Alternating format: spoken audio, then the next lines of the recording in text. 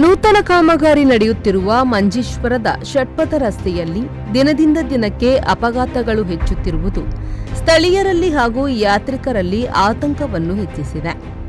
ಸೋಮವಾರ ಬೆಳಿಗ್ಗೆ ಉಪ್ಪಳ ಗೇಟ್ ಸಮೀಪದ ರಾಷ್ಟ್ರೀಯ ಹೆದ್ದಾರಿಯಲ್ಲಿ ಪ್ರಯಾಣಿಕರನ್ನು ಹೇರಿಕೊಂಡು ಹೋಗುತ್ತಿದ್ದ ಖಾಸಗಿ ಸಫರ್ ಬಸ್ಸು ಹಾಗೂ ಕಾಸರಗೋಡು ಭಾಗದಿಂದ ಮಂಗಳೂರು ಭಾಗಕ್ಕೆ ತೆರಳುತ್ತಿದ್ದ ಕಂಟೈನರ್ ಲಾರಿ ಪರಸ್ಪರ ಡಿಕ್ಕಿ ಹೊಡೆದು ಉಂಟಾದ ಅಪಘಾತದಲ್ಲಿ ಬಸ್ಸು ಚಾಲಕ ಉಪ್ಪಳ ನಿವಾಸಿ ಅಶ್ರಫ್ ಹಾಗೂ ಕಂಟೈನರ್ ಚಾಲಕ ಹಾಗೂ ಬಸ್ಸಿನ ಮುಂಭಾಗದಲ್ಲಿದ್ದ ಇಬ್ಬರು ಪ್ರಯಾಣಿಕರು ಗಾಯಗೊಂಡಿದ್ದಾರೆ.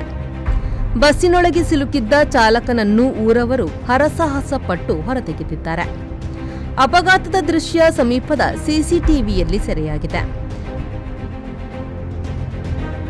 ಕಂಟೈನರ್ ಚಾಲಕನ ಅತಿ ವೇಗವೇ ಅಪಘಾತಕ್ಕೆ ಕಾರಣವಾಗಿರುವುದಾಗಿ ಪ್ರತ್ಯಕ್ಷದರ್ಶಿಗಳು ತಿಳಿಸಿದ್ದಾರೆ.